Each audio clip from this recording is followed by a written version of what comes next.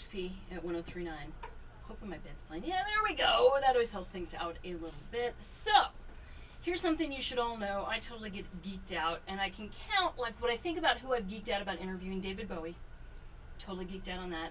Joss Whedon, for my fellow geeks, totally geeked out on that. And I have to say, I totally geeked out to meet MsMr, who is sitting in the studio with me, better known as Lizzy Plappinger and Max Hirschnow. Hello. Wow, nailed those names. Very impressive name. And what good company we're keeping in your geek out list. I'm incredibly flattered. My goodness. Okay. What's that nice moment? I remember, you know, we started playing Hurricane, and I was like, I love this. It's like somebody went into my head and said, you know, let's make an entire album out of stuff we know Coba likes. And so I picked up the rest of the album, and I remember listening to it incessantly back and forth to Denver to go to IKEA, because that's the closest IKEA we have. So it makes some trips, needless to say, because it never goes right the first time. And could not have been more thrilled with the rest of the album. And then I started researching. I'm like, Bones, I know I've heard that. And so then you start to see that had made itself known in a few TV shows and movies ahead of time. In case you're new to MsMr, Think of You is the hot single we are currently playing right now. The entire album, though, fantastic. I described you once to somebody, a buddy of mine that lives in Chicago, when I was gushing about the album, as kind of Portishead meets like a cool James Bond intro, kind of meets Twin Peaks. How would you guys describe yourselves? Wow, I love how like multimedia you went with it. That is very no. Just so you know, like that's very much on like the MsMr vein. Yeah. We're a very collage, mixed media oriented brand. We're not as sort of succinct as that, I think, in our description. We like, you know, we're pop artists at our core. We love pop music. We like to think we're sort of on the outer reaches, sort of maybe the darker corners of the pop sphere, sort of ambient, atmospheric, totally atmospheric, dramatic. Yes. But Portishead is a nice touchstone. I like, especially for Hurricane. I think. My other big question for you, after learning you guys met going to school at Vassar together, did you guys major in anything remotely musical or theater oriented, or was it kind of outside of the realm of possibilities that you guys would be playing Coachella here in just a few short days 2, 3, 4 years ago? Well, it was definitely out of the realm of possibility. I'll say that. But we both had interdisciplinary majors, so, you know, and Vassar's sort of a live and let live, study what you want sort of school. So I studied urban studies and dance, and sort of combined that all into one thesis project. I would love to read or see the thesis project on that one. It was both written and visual. Nice, nice. Yes.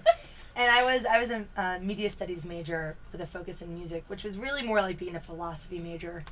But yeah, I think that experience definitely greatly informed the sort of theory and thought behind a lot of the visual ideas that we present, and our feelings about how people relate to music and what our music is saying to other people, and how we reference the medium within the music itself. So yeah, it definitely all ties into one another. But it wasn't something that, like, during school I think we were like, oh, this is going to be, clearly this is the path I'm destined to be doing, because we didn't really know what we were doing at all when we started the project. It's shocking, and the fact that we're playing Coachella on Friday on the main stage is mind-blowing, and we're just sort of in this state where we're just pinching ourselves constantly, and I hope that feeling never goes away. I think we're just appreciative at every level anytime something sort of goes really well. It's just really exciting. We're just lucky. Who are you guys most excited? Because you guys are playing a ton of festivals. You guys are on the bill for Firefly. I was going through all of them. Doing Bonnaroo as well. Bonnaroo. Which will be really exciting. Those are huge. Who are you kind of most excited to see? You won't hurt anybody's feelings. No, not at all. And Coachella especially, I think this is just a really, really great lineup this year. I'm really excited to see Arcade Fire, because I've never seen them and I've been a fan forever. We talk about them all the time. Nice. I mean, they'll be amazing. Outcast is going to be so much fun. Time are good friends of ours. Like, it's an amazing opportunity to support them whenever you can. They're so good.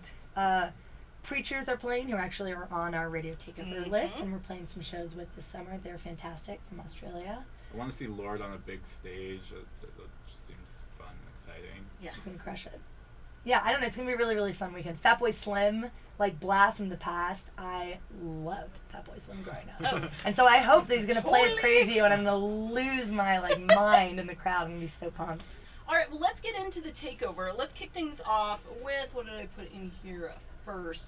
Digital Witness by St. Vincent. What do you guys love, like, Why was this one of your picks? This was, yeah, I've always loved, or I've always respected St. Vincent and thought she was doing something very important and interesting, but I've never found her particularly listenable until this recent album that just came out, which I think is phenomenal. I think it's really, really just brilliant musical ideas, edgy enough to be weird and interesting, and you can listen to it a lot of times, but definitely much sort of more for the people, I think, than the last one. And I'm just really proud of what she's done. You know, that debuted, I think, in the top 10, and like that's just cool that an artist like that can be doing that. So I'm really, really excited about it and excited about her. So, Digital Witness. Nice. We kick off the takeover with MsMr here on the alternative RXP at 103.9. So are your families just blown away that this is where you guys are at and how this has all happened? Yeah. Because it pretty much. Does it feel like it's happened quickly for you guys? Or does it It's feel hard like you've when been you're- Like toiling appropriately for a while? quickly though. Like it doesn't feel like overnight success, and it feels like everything's been manageable as it's come. It's really been 2-3 years like Of gradual working build. slowly, and, yeah. you know, I think it seems overnight to some people, but you know, Right. we put in a lot of work Yeah. beforehand too, and settle. You know, we spent a long time talking about how we want it to be perceived, and I don't know, developing the whole aesthetic and everything. So yes and no. And when you're in it, it's hard to tell like what's I can happening. You know. only imagine. That to me would be its own crazy deal. But our parents are I mean, we're so lucky, like our parents are so excited. You know, they don't work in music, but they're at every show they can come to. They genuinely like the music.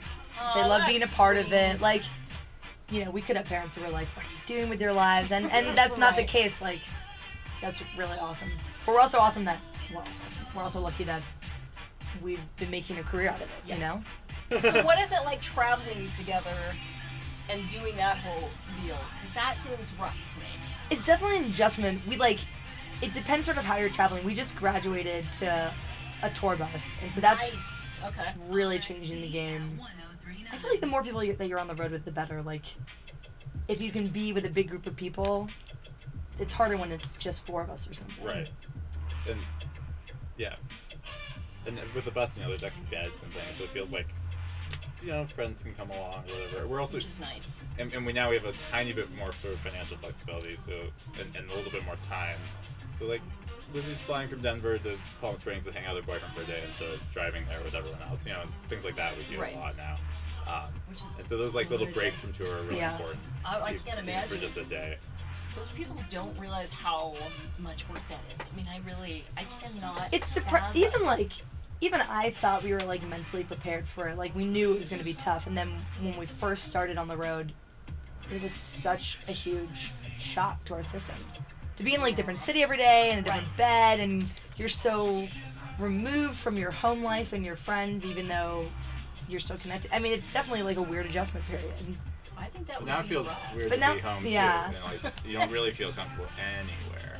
But now it's also because it's great because you can have friends come to festivals. I feel like the joy is as you succeed more and more, bringing more people into the picture and, Right. and having people with you as much You as get some possible. more freedom to do those Yeah. sorts of Yeah. things than you did before, which is cool. We just closed out a little bit there with Ben, Kahn, and Eden. I am very pleased to have MsMr in the studio. That would be Lizzy and Max. So we're kind of letting them intro the songs that are part of their takeover and then outro them a little bit. Tell us a little bit about that song in particular. Ben Kahn is an artist we became familiar with, I guess, about a year ago, and we just keep coming back to that song. It's just such interesting, nuanced production, sort of in the same vein as Jai Paul, who's another artist we really, really love and admire. I think one of the coolest things about that track is the use of that bizarre sort of elephant trunk noise. Yes. I think more and more we're becoming really fascinated by sounds that you can't quite place. You don't know whether it's electronic or organic, but it really stands out and sort of makes the song. Or sounds also that the first time you hear it, you're like, whoa, what is that? That's not supposed to be in there. And then you But then keep becomes the listening to focal point, and it then becomes the best bit. yeah. Right. So we absolutely love that song. Play it in the car together all the time, but it's also a song we've been referencing as we've been working on the new record. That's interesting you guys say that because listening to your album, that's kind of what I was thinking was every song has a little bit of a surprise to it. So you'll have kind of an African beat. I had it all written down because I was going back through, and I'm like, Ashtray Lane kind of has that funky beat that you don't expect from it, or of course, dark doo-wop, you should expect that there's going to be some doo-wop element to it. But, or Salty Sweet, the clapping. And that was, again, it was that, it fits, but that first moment you go, how does that work in there? Oh, it does work in there, and it works nicely. So it's fun to hear you guys talk about how the process works a little bit for you and what you enjoy about other artists. Yeah, absolutely. How does the process work? Well, I think the root of what we do is experimentation, because when we started the project, neither of us were really musicians in any real way, and we hadn't been in bands or anything. So we were just sort of exploring what it was like to work with another person, exploring sort of what types of music we wanted to reference and create. And so as we were writing the first record, it was sort of on a track-by-track basis. We weren't really thinking about how things were working as a cohesive whole. We were more just sort of, I don't know, picking from all of these different reference points. And we both grew up internationally, and so we have all these sort of, I think, sort of disparate musical backgrounds, cool. Which was exciting. And I think there's something sort of, there's a new openness in pop music to those ideas, and I think we felt really free to sort of start a session one day and be like, Lizzy would come in with like a rock song that I'd never heard, or I'd come in with some sort of Latin thing that I liked, and we just sort of integrated into it, and we sort of wrote, I don't know, 20 or 25 songs, and then went back and paired back and figured out which ones sort of made sense, and that's sort of where our sound came from, I guess. And then how about the lyric writing? Because, Think of You, I was so excited because when I first started listening, it was before there was talk of a second single, and that was the first one I went to. And there's always that part of me, because I'm the mom that doesn't let her kids listen to the edited version, so I've got the only kids that were singing the unedited version of Little Lion Man, Loudly at the Grocery Love Store. that. Love that. Cool, Which is mom awesome, alert. but, so, it's always a little hard. How does that feel to know kind of what the original lyrics are, knowing that you do have to do that for whatever reason? Radio here, again, Australia, I love you. What does that feel like? Does it change it for you a little bit? So you mean to edit it for radio? Yeah. You know what? It's really, really hard, and it's something we wrestled with a lot when we were talking about bringing Think of You to radio as the next single, because, the swear word in it isn't arbitrary. It's the bite of the song, Exactly, right. And so we wanted to, our edit was so complicated. We honestly did so many edits of it, and we were thinking, like, how could we morph it so that you can't hear the word enough so that people are acceptable, not offended, but also how can we draw more attention to it so that it's very clear that something is supposed to be there so that people go to the original. And we tried a bunch of different techniques, and ultimately all the word garbling that we tried ended up sounding too close to the original swear word. So we ended up removing it, but I hope that the dip or empty space of it makes it very clear that something should sit there. I think the original is better than the radio edit, and I hope when you hear it on the radio you go back to the original, because for sure. that swear word moment is what makes the song and is the pinnacle of the aggression in it. And I really hope that you come to a show and watch Lizzy perform it, because it one of becomes my sort of favorites. like a communal therapy session. Everyone gets really sassy. You mean It's just like really, you see really all the fun. head sway and the fingers in the air, and that's what's fun about a song like Think of You. And you were asking how to write the lyrics. A lot of the way I write lyrics is actually very like cut and paste and collage. I have sort of like pages and pages of lyrics, and I sort of piece it all together. It's rare that I sit down to write and have a cohesive vision for what I think the song or lyric is going to unfold into. But Think of You is one of the rare occasions where I knew what I wanted to get off my chest. I had to get it off my chest to sort of move on from this terrible past relationship, and came out, and it was a great pop song, and what a great sort of like bastion of our commitment to pop. What are some of your other favorite songs off the album? I'm always just curious. I know that's like picking a favorite child. I know it's so Mine is hard. Any It changes a Given Day. lot It changes too. a lot. Yeah. I think Dark Doo-wop we often reference as our sort of most successful song in a way. It feels like we had this idea of combining really specific, very different sources of inspiration, and they came together in a way that felt very cohesive and very us. And lyrically, I think it's just it's abstract enough to still be MsMr, but has this sort of universality to it that I feel is what makes a great pop song. But it's also it was really the first love song we wrote. To that point, everything had Really? sort of philosophical and metaphorical and more about, stories. And Dark to Up is about a story. It's very inspired by Kurt Vonnegut, Cat's Cradle, which is my boyfriend's favorite story. But it's a love note to the man in my life, sort of through that Cat's Cradle filter. So Very that's a really cool. special song. It's really special. I love that. All right, we're going to keep moving with the takeover. Why don't you guys tell me what you love about Sylvan Esso's coffee? What don't we love about Sylvan Esso's coffee? There's such a great new band on the scene. I think they really just made their mark at South by, where they currently played. They sort of sound like a modern Coca Rosie, maybe with like a little bit of feist. The woman's voice is So absolutely good. beautiful, and the production is so sparse but sparkling, and it's so interesting because of the way it's mixed. It's a little unusual. I don't think all the musical elements quite sit in the way that I would have expected this song to sound, but it totally works. It's so beautiful, and even though the song is so laid back and effortless, I've actually heard that the shows are incredibly live energy. So it's interesting. Keep that in mind as you're listening to the song and see if you can imagine it taking on that live life, but it's beautiful. All right, so we got MsMr in the studio for the takeover. After this song, Sylvan Esso's Coffee, we're going to have to do that thing we do to pay the bills, and then we will be back with more here on the Alternative RXP 103.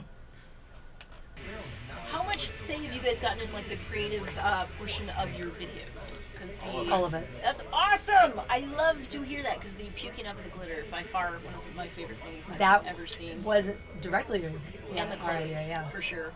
Thank you. We're so Really lucky. hands-on. I love that though. You shape your own destiny that Yeah. way. And Columbia's like so supportive of it.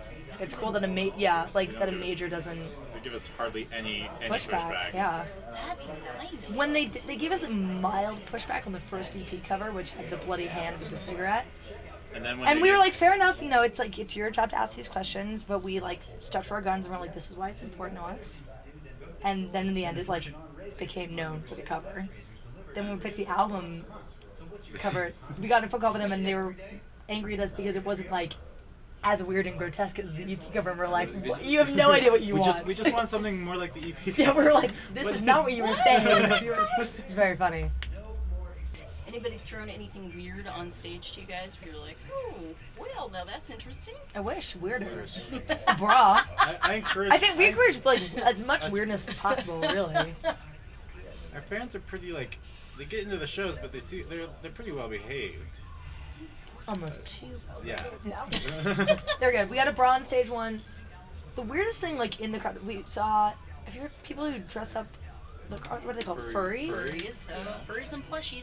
Yeah, we've had some Thank you, furries at shows CSI. before, and that was interesting. I wasn't aware of furries until. I just thought they were cute, like in their outfit. Like it was like, oh, that's a fun show But- outfit, and then I realized but it it's was a like fetish big thing, right? Yeah. Yeah. It's like, Interesting. Well, you have to get that Do dry they cleaned do it? a lot. Do they do it in the things? That I is the assume word so. on the I think streets. that's what happens. Wow. Well, it was one show in San Francisco. I like didn't even think it was that weird. And then afterwards, like Victoria's or Tyler explained it to me, and I was like, "What?" Wait a minute. Yeah, suddenly you never look at a stuffed animal the same. No. Apparently they never did, I guess. But a little scary, for sure. Oh, we are in about the tail end of our studio takeover here with MsMr. I know, I'm To our bummed. disappointment. Now I'm like, please, you guys don't go. I had more fun talking. Sometimes you get, in case you're wondering, folks behind the scenes, like sometimes you get people that are super awesome on the air, and then the minute the mics go off, you're like, wow, you're kind of a douche. Or they're super quiet, like their energy's just bleh. I could sit and talk with you guys all day. I'm like, Aw, feeling these is are my mutual. friends, Lizzy and Max, Yeah, and hell we're yeah. gonna go have cocktails after Have us this. by whenever. We'll do a radio takeover whenever. So you guys were talking a little bit about what people can expect from the show tonight, which sold out. Woo! Sold out. Sold out so big that they actually moved it to a larger venue. Right. That's how hot you guys Really are right exciting. now. Such an honor. It is. We haven't been in Denver in a while, so No, I this think is awesome. was the last time we played with Marina. Did we play here with Grouplove? I don't know if we did. I don't remember, but Well, it was a we're while. glad It's been a Denver that while. you're coming out. Yeah. That is exciting. The show is, really high energy and very engaged with the audience. We definitely feed off the audience a lot, so Nice. if the audience comes to have a good time and they're enthusiastic about the music, then we'll bring it that much harder. I love that. In fact, Lizzy will actually tear open her knee for you. It's true. Right. It's Nightly. true. Leave my blood, sweat, and tears on the stage every night. Quite literally in this case. Well, it has been an absolute pleasure to have you guys in. Like I said, I was Thank so you for geeked having out. us. I Thank did you. the happy dance. I said stuff that I cannot say on air that my husband found hugely funny, which is always nice at our house after 9 years of marriage. So Keeping to it take it fresh. out, I know. I sort of want to just be the sidekick on air who gets to say silly things like that in different voices. I think that might be my calling if MsMr doesn't go so well. So just keep me in mind. Anytime. So I will let you do the honors of introducing us to this band and this song, because you guys really, I think, are breaking it today. We think this may be the first time it's played on radio. I mean, Yeah. we're fairly confident. We're fairly it's the confident. First time it's been played on radio I mean, anywhere. as far as we can tell, it only exists online. We found it on SoundCloud. The name of the band, I don't even know if it's a band or a solo artist, although it looks on their Facebook like it's 4 people. It's called Prinze George, but Prince George. And this song is called This Time, and we're just obsessed with it. It's just a brilliant pop song, and I always feel like Coachella weekend preparing, you gotta have your go-to song, like jam for the car, high energy, whether you're going to the show or coming back from the festival. And in the past, that song has usually been Shooting Stars by Bag Raiders, and I think this year it might be this song. I think this song is gonna usurp that song, so get on board, team. I think this is the world radio debut of This Time by Prince George. Here on Check it out. RXP. Thank you Never guys forget. again so Thank you much. for having us. So much fun. All right, here we go.